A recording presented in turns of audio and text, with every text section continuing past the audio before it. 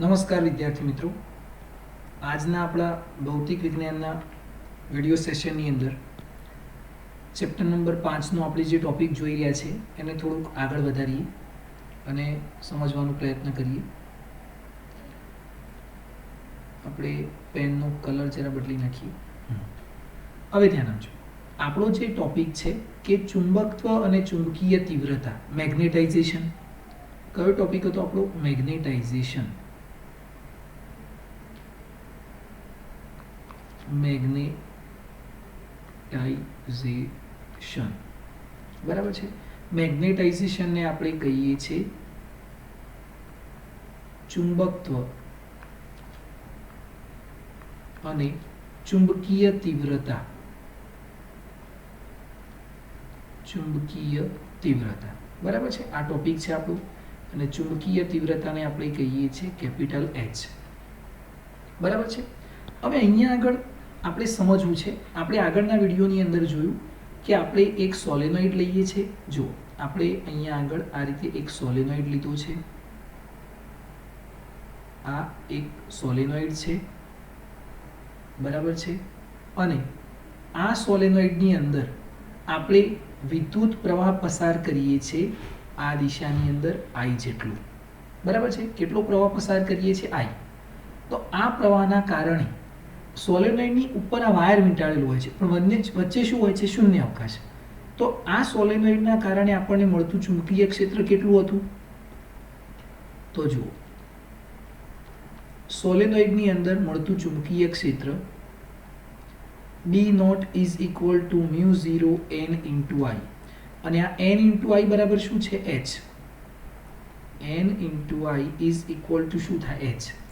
હવે જ્યારે આપણે આની અંદર એક મટીરિયલ મૂકી દઈએ છીએ, કોઈ પદાર્થ મૂકી દઈએ છીએ, તો આ પદાર્થનું પણ કંઈક ચુંબકીય ક્ષેત્ર હશે, કંઈક ચુંબકત્વ હશે. કેમ કંઈક ચુંબકત્વ હશે?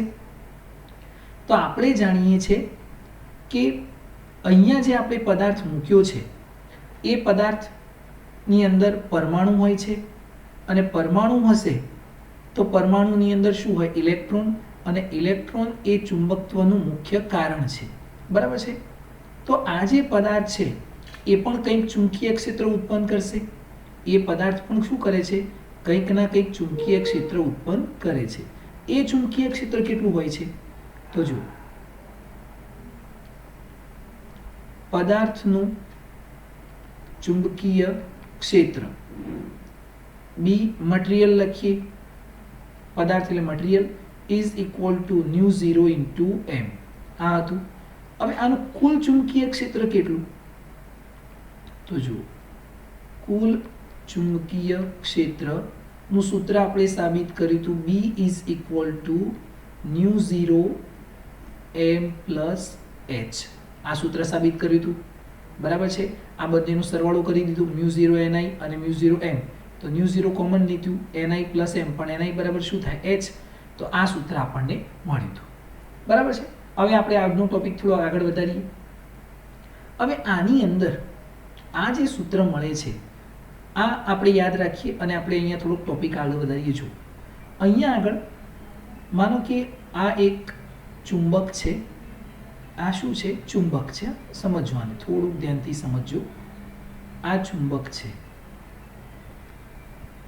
આ શું છે? ચુંબક. આ એનો ઉત્તર ધ્રુવ છે અને આ એનું દક્ષિણ ધ્રુવ છે. હવે મારે આ ચુંબકમાંથી એક બીજું ચુંબક બનાવવું છે. આ ચુંબકનો ઉપયોગ કરીને મારે એક બીજું ચુંબક બનાવવું છે. તો મારી જોડે આ એક લોખંડનો ટુકડો છે. શું છે? લોખંડનો ટુકડો છે. આ ચુંબક છે અને આ શું છે? લોખંડનો ટુકડો છે. હવે આ લોખંડના ટુકડાને મારે ચુંબક બનાવવું છે. તો હું શું કરીશ? આ લોખંડના ટુકડાને આ ચુંબક સાથે ઘસું છું. શું કરું છું? ઘસું. અહીંયા આપણે નોટ કરીએ કે લોખંડના ટુકડાને ચુંબક સાથે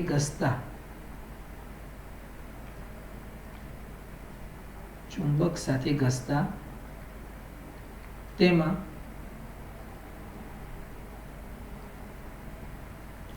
ચુંબકીય ગુણધર્મ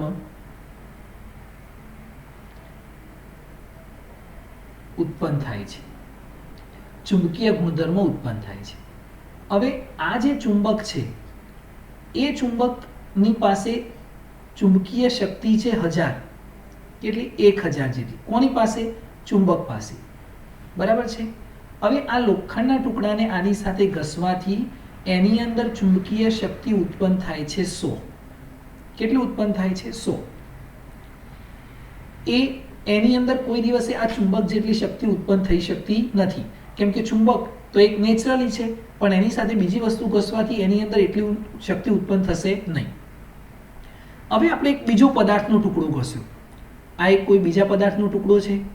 આને ચુંબક સાથે ઘસવાથી આની અંદર ચુંબકીય શક્તિ ઉત્પન્ન થાય છે 200. આની અંદર 100, આની અંદર 200, બીજા કોઈની અંદર 300, બીજા કોઈની અંદર 400, કોઈકની અંદર 50. આમ અલગ અલગ ચુંબકીય એનર્જી ઉત્પન્ન થાય છે. કોઈક વધુ સારું ચુંબક બની શકે છે, કોઈક એટલું સારું ચુંબક બની શકતું નથી. તો એનો આધાર કોના ઉપર છે? કોણ કેટલું સારું ચુંબક બની શકે એનો આધાર કોના ઉપર છે? તો એનો આધાર સમજવા માટે ધ્યાન આપજો. આપણે અહીંયા એક વ્યાખ્યા નોટ કરીએ.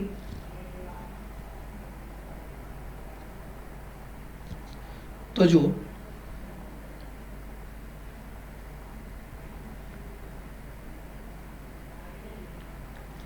જ્યારે કોઈ પદાર્થ પર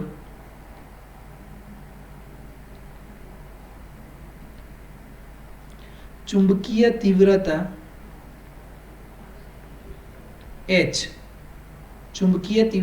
H આપતા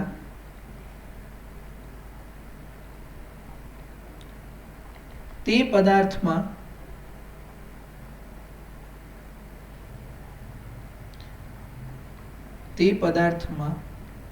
ઉત્પન્ન થતું ચુંબકત્વ m જેટલું હોય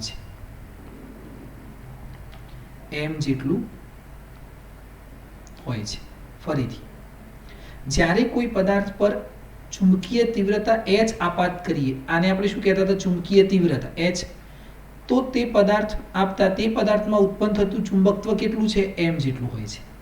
એટલે m અને h એકબીજાના કયા પ્રમાણમાં હોય છે? સમપ્રમાણમાં. તો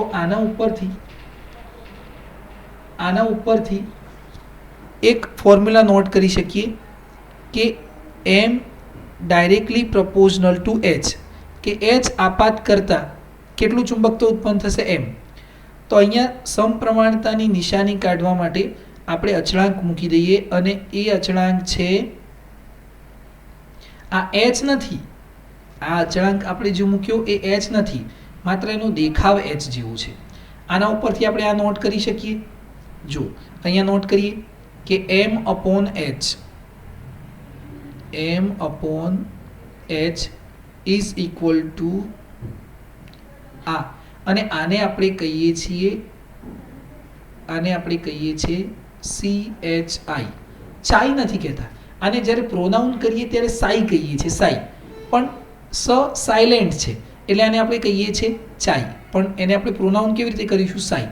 તો આ સાઈને આપણે કહીએ છીએ, આ સાઈને આપણે શું નામથી બોલાવીશું? આ તો સિમ્બોલ સાઈ છે, પણ એનો જે ગુણધર્મ છે એટલે આપણે એને પ્રોનાઉન કરીએ છીએ સસેપ્ટિબિલિટી.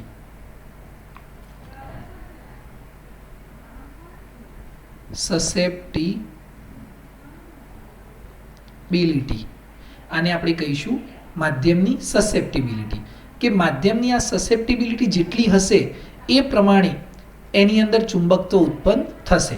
આ સૂત્ર પરથી જુઓ, આ સસેપ્ટિબિલિટી જેટલી હોય, ધ્યાન આપજો, આ સસેપ્ટિબિલિટી જેટલી હોય એટલું એની અંદર ચુંબકત્વ ઉત્પન્ન થશે. ખ્યાલ આવશે? ઓકે. તો આપણને આ એક રિલેશન મળી ગયું. હવે આપણે આ સૂત્ર જાણીએ છીએ. જો કુલ ચુંબકત્વનું સૂત્ર આપણે સાબિત કર્યું હતું ને, B is equal to μ0 m plus h. આ સૂત્ર, એની અંદર m ની જગ્યાએ આ કિંમત મૂકી શકીએ psi ઇન્ટુ h. તો μ0 અહીંયા psi ઇન્ટુ h મૂકીએ પ્લસ એચ બરાબર છે. ચલો કોમન શું નીકળશે? એચ કોમન નીકળે, અંદર શું વધશે? 1 પ્લસ સાઈ અથવા સાઈ પ્લસ 1 આ વધશે. બી ઇઝ ઇક્વલ ટુ, ચલો આ સૂત્ર મળી ગયું બરાબર છે. હવે ધ્યાન આપજો મિત્રો, આની અંદર આ જે સૂત્ર મળે છે એની અંદર 1 plus Sai is equal two આપણે લખીએ છીએ ન્યુ ઇન્ટુ આર. આની જગ્યાએ શું લખીએ છીએ? Mu into R. તો હવે આ સૂત્ર શું બનશે? B is equal to mu 0 into mu R into H. આ સૂત્ર આવું બની ગયું બરાબર છે. તો આ ન્યુ આર શું છે? તો ન્યુ આર એ આપણે ન્યુ ને શું કહીએ છીએ? પરમિએબિલિટી. પણ ન્યુ આર એ શું છે? એને આપણે શું કહીશું? સાપેક્ષ પરમિએબિલિટી બરાબર છે. એને શું કહીએ છીએ? સાપેક્ષ પરમિએબિલિટી. તો ધ્યાન આપજો, nu R is equal to, new R એ શું છે? સાપેક્ષ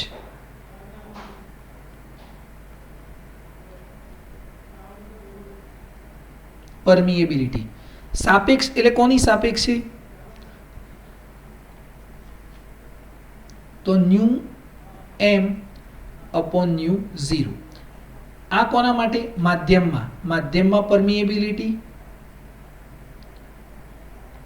અને આ 0 હોય એટલે કઈ જગ્યાએ હોય? શૂન્ય અવકાશમાં પરમિએબિલિટી. તો mu M is equal to શું થાય? ન્યુ માધ્યમમાં પરમિએબિલિટી એટલે શું થાય? Mu R into mu 0. આ ફોર્મ્યુલા મળી જાય બરાબર છે.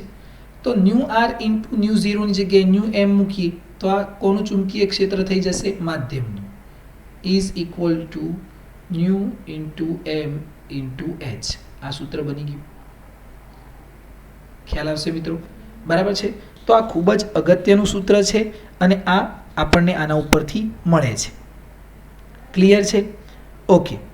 હવે અહીંયા ધ્યાન આપવા જેવું છે કે જ્યારે આપણે આની વાત કરીએ છીએ તો આના ઉપરથી બીજો એક પોઈન્ટ નોટ કરીએ કે આ સૂત્ર ઉપરથી જો આના પરથી હું લખું છું અહીં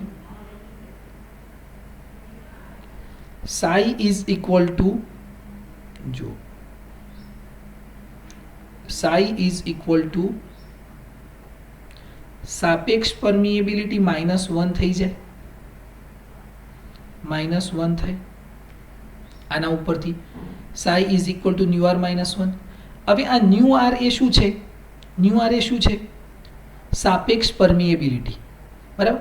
સાપેક્ષ પરમિએબિલિટી જે છે એ શૂન્ય અવકાશ માટે કેટલી હોય? જુઓ,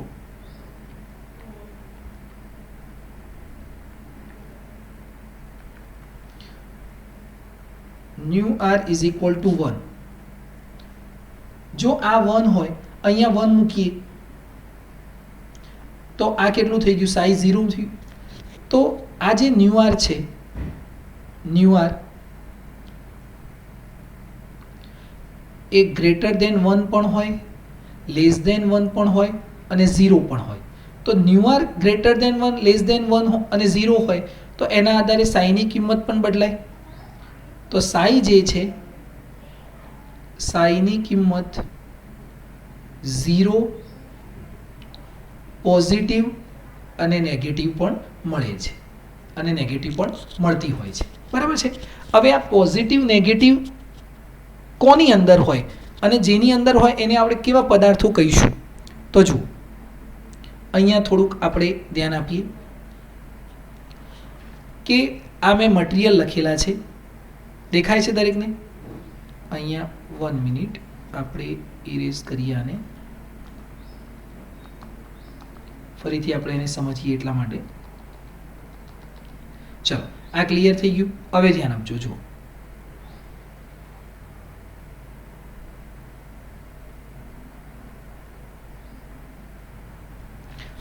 અહીંયા આ મટીરિયલ લખેલા છે. મટીરિયલ એ પદાર્થ બરાબર છે અને એની સામે આ સાઈની વેલ્યુ લખેલી છે.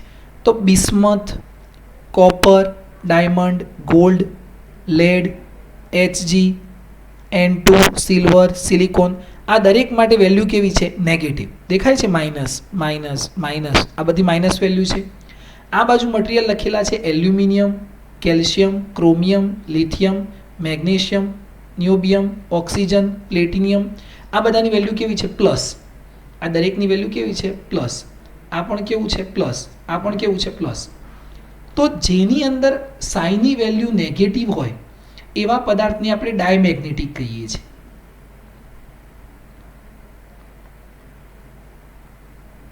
એવા પદાર્થને આપણે શું કહીશું? ડાયમેગ્નેટિક. અને જેની અંદર વેલ્યુ પોઝિટિવ હોય એને આપણે કહીશું પેરામેગ્નેટિક. શું કહીશું? પેરામેગ્નેટિક. હવે આની વેલ્યુ માઇનસ કે પ્લસ કેવી રીતે થાય? તો જુઓ, આ સોલેનોઇડ છે, આ તમે જોઈ રહ્યા છો, આ શું છે? સોલેનોઇડ. હવે સોલેનોઇડની અંદર ચુંબકીય ક્ષેત્ર કેટલું હોય? અહીંયા શૂન્યાવકાશ હોય ને, તો એના કારણે મળતું ચુંબકીય ક્ષેત્ર કેટલું હોય? B0. અને એની દિશા આ છે, આ દિશામાં છે. હવે આપણે એની અંદર એક પદાર્થ મૂકી દીધું, એક દ્રવ્ય મૂકી દીધું, મટીરિયલ મૂકી દીધું, બરાબર છે? આ રીતે, બરાબર. હવે આનું ચુંબકીય ક્ષેત્ર જો આ દિશામાં હોય એને આપણે શું કહીએ? બી મટીરિયલ.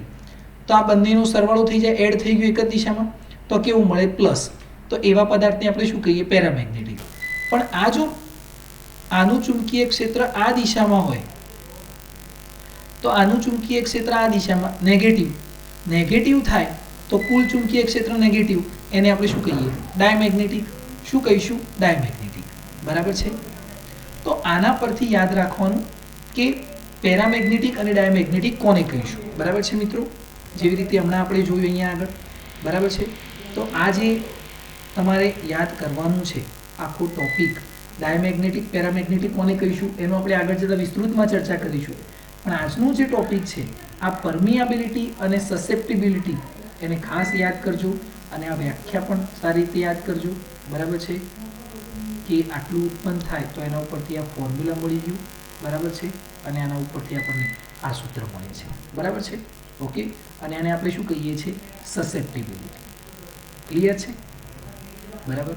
તો આટલું તમે ખાસ ધ્યાન આપજો અને સારી રીતે સમજી અને તૈયાર કરવાનો પ્રયત્ન કરજો. બરાબર છે?